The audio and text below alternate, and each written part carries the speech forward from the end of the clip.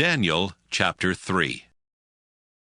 King Nebuchadnezzar ordered a gold statue to be built 90 feet high and 9 feet wide. He had set it up in Dura Valley near the city of Babylon, and he commanded his governors, advisors, treasurers, judges, and his other officials to come from everywhere in his kingdom to the dedication of the statue. So all of them came and stood in front of it.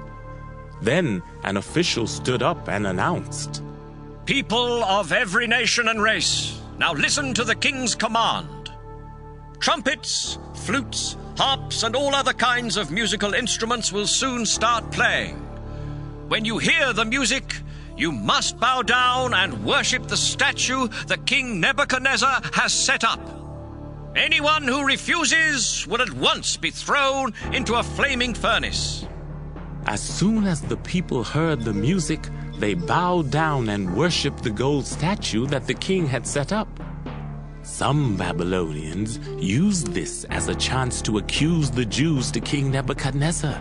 They said, "Your Majesty, we hope you live forever.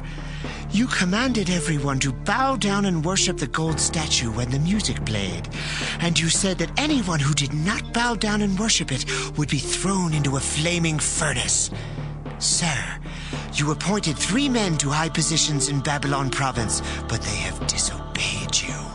Those Jews, Shadrach, Meshach, and Abednego, refused to worship your gods in the statue you have set up."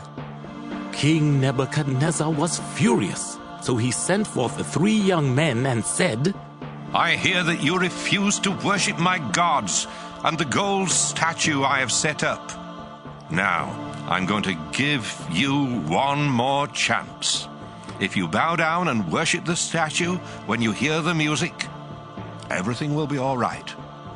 But if you don't, you will at once be thrown into a flaming furnace.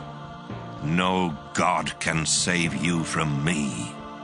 The 3 men replied, "Your Majesty, we don't need to defend ourselves. The God we worship can save us from you and your flaming furnace.